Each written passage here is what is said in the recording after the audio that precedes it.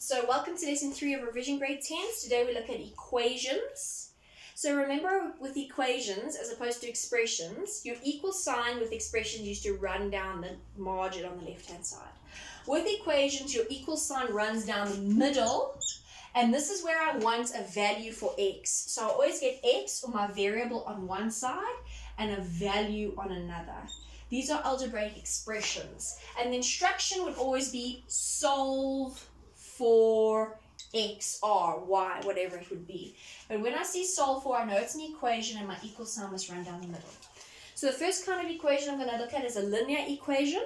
What is a linear equation? It's when x or y or z or r or whatever it may be does not have a variable. So it's just, for example, x plus 3 equals 2. X doesn't have a variable. Take your numbers to the side. In this question, we're also just testing distributive law at the same time, but still, there's no x with the variable, so I'm going to treat it like a linear equation, distributing this in, distributing that in, and here only distributing the 5 in. Please remember there are two terms on this side. You mustn't say 7 plus 5 and then distribute in 12. That's not right. The 5 belongs to the brackets, the 7 doesn't belong to anything. So what do I end up with? I end up with 4x minus 8 minus x plus 3 equals 7 plus 10x minus 15. Taking all my like terms on the one side, I've got 4x minus x, which leaves me with 3x. And then I've got negative 8 plus 3, which leaves me with negative 5 on my left-hand side. On my right-hand side, I've got 10x, no friends, so it stays as 10x.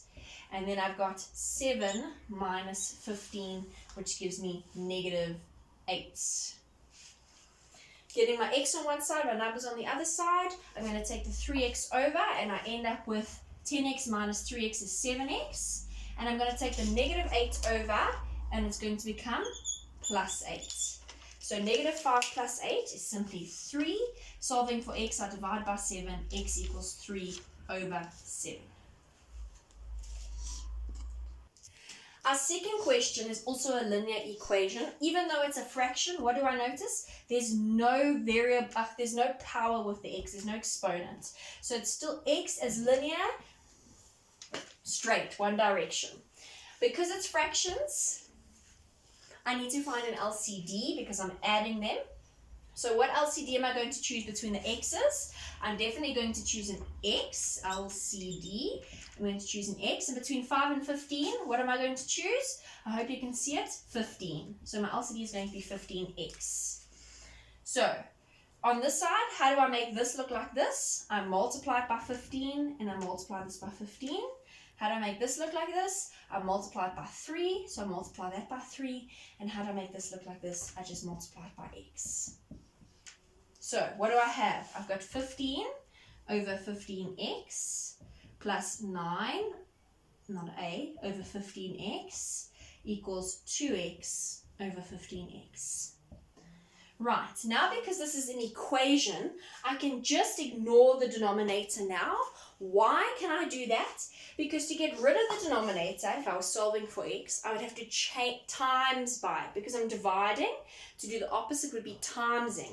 And simply timesing each of these, I don't want to confuse you, but I want you to also understand this. Timesing each of these by 15x would mean that they would cancel. And what do you know?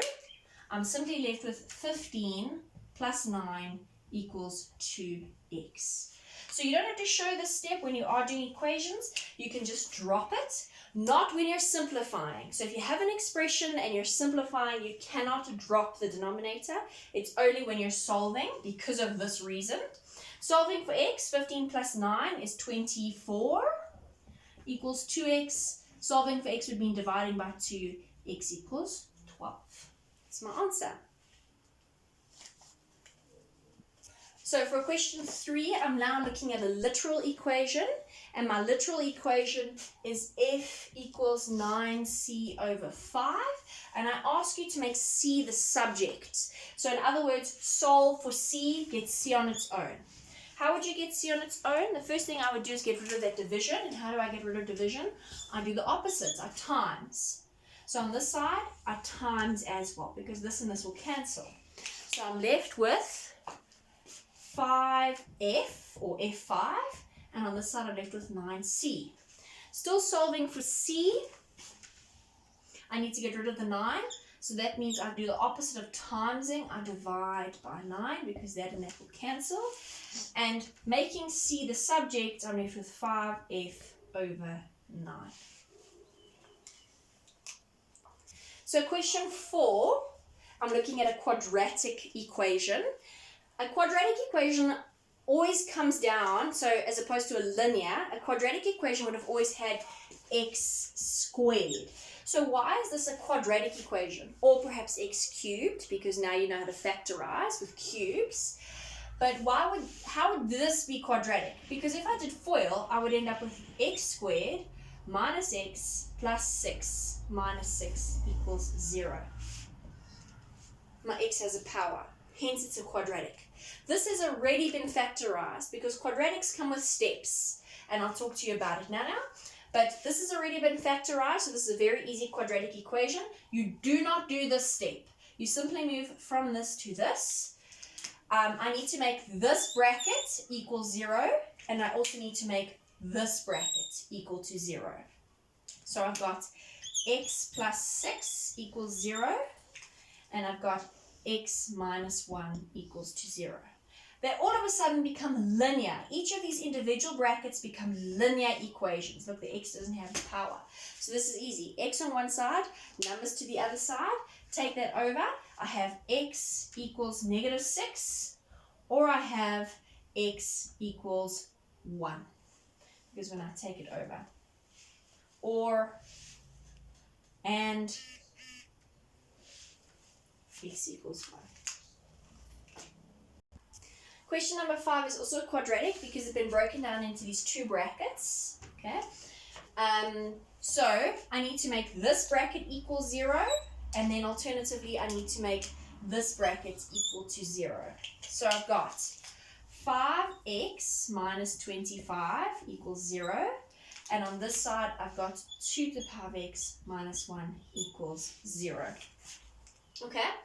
So what does this look like? We looked at it yesterday, what kind of equation, and we'll talk about it again now, but this is an exponential equation because your x is in the exponents. So if I had 5 to the power of x equals 25, make the bases the same. 5 to the power of x equals 5 squared, so x should equal 2. Right? Same bases, ignore the bases, and they're equal to one another. We did discuss this a bit yesterday. And then on this side, I've got 2 to the power of x minus 1 equals 0. How do I solve for this? Take it over. 2 to the power of x equals 1. Make the bases the same. 2 to the power of 0 gives me 1, so x must equal 0. And there's my two values for x's. When I have a quadratic, depending on the power in the quadratic, that's the amount of results I must have. So if I have a cube, I must have 3 results for x, typically. And if I have a square, I must have 2 results for x. Please just remember, how do I know that this, if I was just singularly looking at this, how do I know that this is an exponential equation? Because my x is in the power. So that's when I know I must do this. So question 6 is a typical quadratic, and again, how do I identify a quadratic? It has x with a power. There are steps to do a quadratic. You make the right hand side equal to 0, you factorize the left hand side, and factorizing always leads to brackets because brackets show me one term. And then I make each bracket that I develop equal to 0. So if I end up with 3 brackets, I must make all 3 brackets equal to 0. So,